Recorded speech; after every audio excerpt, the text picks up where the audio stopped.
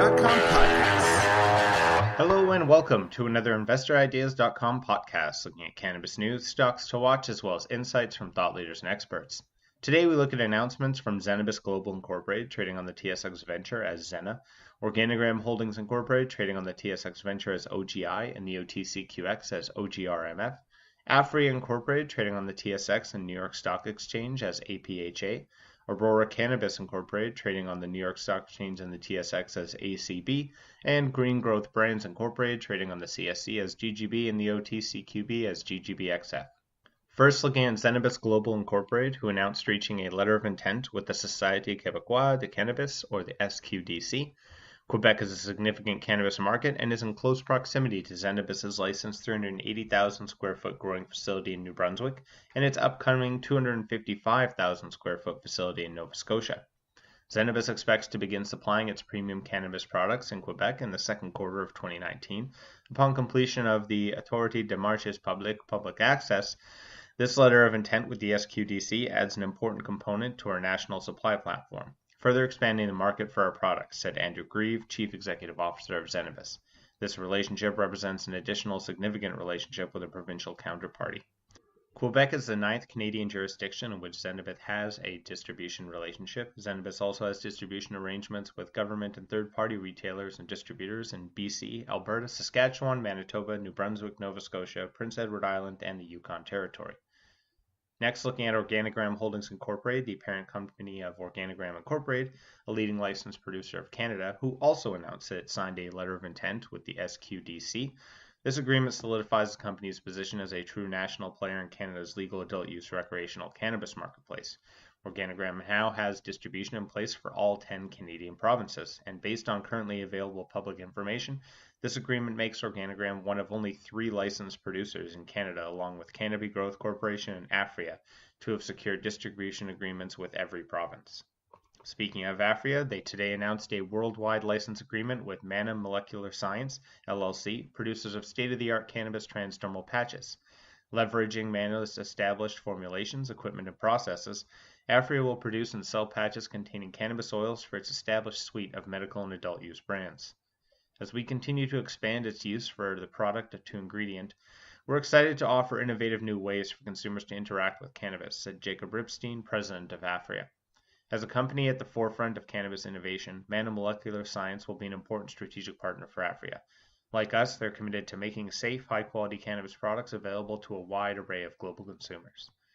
Under the agreement, Mana grants APHA.TO exclusive preferred vendor status for a period of 5 years and an exclusive license to produce, market, distribute, promote, and sell Mana patches containing cannabis oil as an active ingredient. The Mana Cannabis Transdermal Patch has been developed by pharmaceutical scientists from MIT using state-of-the-art product design and research methods. It works for all cannabinoids and is designed to work with high-quality whole plant cannabis extracts, which are printed on each patch with pharmaceutical quality. Each patch is latex and allergen-free and delivers the dose automatically through the skin over the course of 12 hours. Next, looking at Aurora Cannabis Incorporated, who today announced it's agreed to terms to acquire a 51% ownership interest in Gaia Farm LDA, a licensed applicant in Portugal, to establish a local facility to produce medical cannabis and derivative products. The company will be renamed Aurora Portugal LDA. On February 21st, Gaia Farm LDA received approval of its application to construct an EU GMP-compliant cannabis cultivation facility from Infarmed, a division of the Portuguese Health Ministry, which is responsible for the evaluation, authorization, regulation, and control of human medicines as well as health products for the protection of public health. This initiative is consistent with Aurora's strategy to achieve early mover advantage in countries with nascent medical cannabis markets. Construction of the new facility will be conducted in phases, with the first phase expected to be completed in the third calendar quarter of 2020.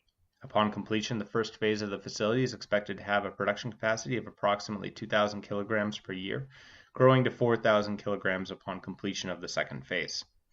Portugal, with a population of more than 10 million, represents an attractive market. It's part of the Eurozone, has a producer-friendly regulatory framework that encourages the establishment of domestic production, and features favorable labor costs. New Portuguese regulations, enacted in January 15th of 2019, permit the distribution of prescribed medical cannabis to Portuguese patients, in addition to export to other European Union member countries where medical cannabis is currently legal. Lastly, we look at Green Growth Brands Incorporated, who announced the appointment of Randy Whitaker as Chief Operating Officer, a new position with GGB.